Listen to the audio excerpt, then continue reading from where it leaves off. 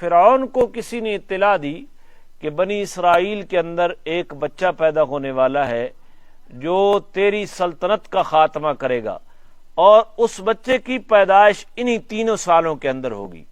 تو فرعون نے حکم دے دیا کہ جو بھی بنی اسرائیل کے گھر میں بچہ پیدا ہو اس کو قتل کر دیا جائے۔ تو ایک روایت کے مطابق 12,000 بچے قتل ہوئے، اور دوسری روایت کے مطابق بنی اسرائیل کے 70,000 بچے فرعون نے قتل کروائے، اس پیشن گوئی کے مطابق کہ وہ بچہ بنی اسرائیل کا جو پیدا ہونے والا ہے وہ تیرے تخت کو الٹنے کا سبب بنے گا۔ لیکن اللہ تعالی نے جناب موسیٰ علیہ السلام کو پیدا بھی کیا، بچایا بھی صحیح، اور فرعون کے گھر میں پلوایا، اور اسی موسیٰ کو بڑھ کر کے بالآخر فرعون کا تختہ اللہ تعالیٰ نے پلٹ دیا۔ فرمائے تو فرعون نے وہ بچے قتل کروائے، لیکن اللہ تعالیٰ نے موسیٰ علیہ السلام کو بچا لیا۔ اب کیا ہوا یہ ساری تفصیل آئے گی انشاءاللہ، میں تھوڑا سا اشارہ کرتا جا رہا ہوں۔ موسیٰ علیہ السلام 30 سال کی عمر کو پہنچے، اور رستے میں جا رہے ہیں، دوپہر کے وقت 2 آدمیوں کا جھگڑا ہو گیا۔ ایک آدمی فرعون کے باورچی خانے کا انچارج تھا، افسر تھا، اس کا، اور ایک بنی اسرائیلی کا۔ بنی اسرائیلی چونکہ انہوں نے ان کو غلامی کی حیثیت میں رکھا ہوا تھا۔ جھگڑا ہوا تو بنی اسرائیلی نے حضرت موسیٰ علیہ السلام کو آواز دی کہ موسیٰ کہ یہ بندہ میرے ساتھ زیادتی کر رہا ہے۔ موسیٰ علیہ السلام آ گئے، اور موسیٰ علیہ السلام نے پوچھا بھئی واقعہ کیا ہے، کیوں جھگڑ رہے ہو؟ تو اس اسرائیلی نے بتایا کہ یہ آدمی مجھے کہتا ہے یہ تنخواہ لیتا ہے اپنی اس انچارج والے معاملے کی، یہ افسر ہے فوج کے باورچی خانے کا، اور یہ کہتا ہے لکڑیوں کا گٹھا تو اٹھا کر باورچی خانے میں پہنچا، تنخواہ یہ لیتا ہے، میں کیوں پہنچاؤں؟ تو موسیٰ علیہ السلام نے کہا بھئی یہ تو زیادتی کرتا ہے، تو تنخواہ لیتا ہے اور پھر یہ گٹھری بھی اس سے اٹھواتا ہے۔ تو اس نے حضرت موسیٰ علیہ السلام کو بھی سنانی شروع کر دی۔ موسیٰ علیہ السلام بھی جو شیلے پیغمبر تھے، موسیٰ علیہ السلام نے مکہ مارا، بھئی تو کے پیاگنا، اسے مکے نہ لی، جان نکل گئی، مر گیا۔ دوسرا دن آیا تو وہ بنی اسرائیلی پھر کسی سے جھگڑ رہا تھا، موسیٰ علیہ السلام پھر گزرے، اور اس نے موسیٰ علیہ السلام کو بلایا کہ میرا جھگڑا ہو گیا ہے۔ موسیٰ علیہ السلام آ کیا بلگدا تو بھی شرارتی ہیں۔ اس نے کہا اچھا، اس نے کہا لالا مکہ ویکھا ہے نا، اس نے کہا اس کا مطلب ہے تو آج میں مارنا چاہنا جی، کل بندہ مارا ہی۔ تو بات راز فاش ہو گیا کہ کس نے بندہ مارا۔ تو فرعون نے اپنی پارلیمنٹ کا اجلاس بلا لیا کہ یہ موسیٰ ہمارے اقتدار کے لیے خطرہ ہے، اس کو مارا جائے۔ تو وہیں سے ایک آدمی جو اپنے ایمان کو چھپاتا تھا فرعون کی کابینہ کا، وہ اٹھا، وقال رجل مؤمن من آل فرعون یکتم ایمانہ اتقتلون رجلا ان یقول ربی اللہ۔ اس آدمی نے آ کر بتایا موسیٰ علیہ السلام کو کہ یہاں سے نکل جائے۔ وہیں سے حضرت موسیٰ علیہ السلام نکل گئے اور مصر کی سلطنت سے باہر مدین کے علاقے میں پہنچے، جہاں فرعون کی حکومت نہیں تھی۔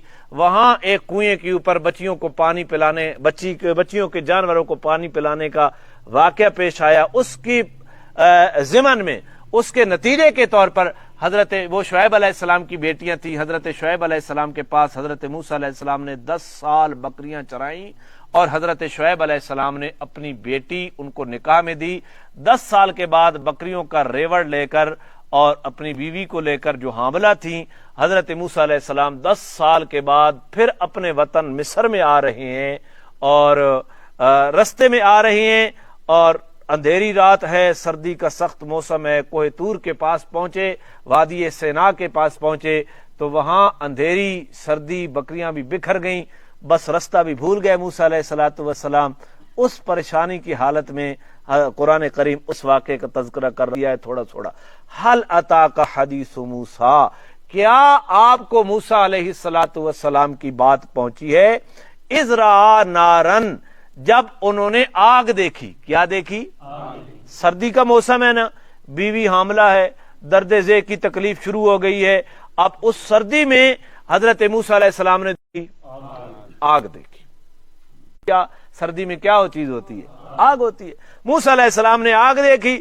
فقال لأہلہ، حضرت موسیٰ علیہ السلام نے اپنے گھر والوں کو کہا امکثوا، یہاں ٹھہرو، تم یہاں ٹھہرو، انی آنست نارا، میں نے آگ کو دیکھا ہے، لعلی آتیکم منہا بقبس، شاید کہ میں وہاں جا کر تمہارے لیے اس سے وہاں ایک انگارہ لے آؤں۔ یہ قبس اس انگارے کو کہتے ہیں جو لکڑی کے اوپر لگا ہوتا ہے۔ جد علی النار ہدا، یا میں آگ کے پاس پا کر کوئی رہنمائی حاصل کروں. آخر آگ ہے, آگ کو کسی نے جلایا ہوگا نا, آگ کو کسی نے تو جلانے والا وہاں موجود ہوگا.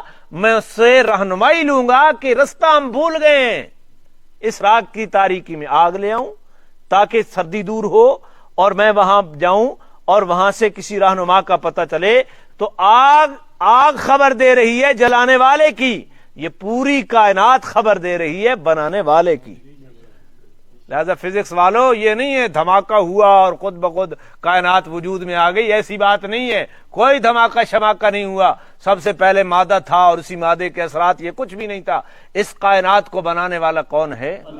اللہ ہے. اس عقیدے کو درست رکھنا. جب موسیٰ علیہ السلام اس آگ کے پاس آئے, آگ کے پاس نودیا یا موسیٰ, تو وہاں آگ کے پاس آواز دی گئی اے موسیٰ. اب کیا ہوا؟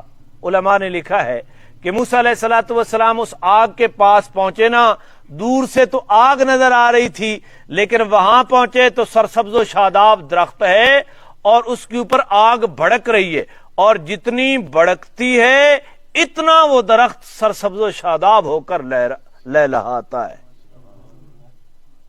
سائنس زدہ دماغ شاید اس بات کو نہ سمجھے. پتا ہے اب حضرت موسیٰ علیہ السلام انتظار میں کھڑے ہیں, بھائی کوئی ٹہنی جل کر گرے اور میں اٹھاؤں, لیکن ٹہنی جل کر بھی گر نہیں رہی تھی. حضرت موسیٰ علیہ السلام نے کوئی گھاس پھوس کوئی اور لکڑی وغیرہ قریب کی کہ اس کو آگ لگ جائے اور میں لے جاؤں. جوں آگ کے قریب گئے تو آگ دور ہونا شروع ہو گئی.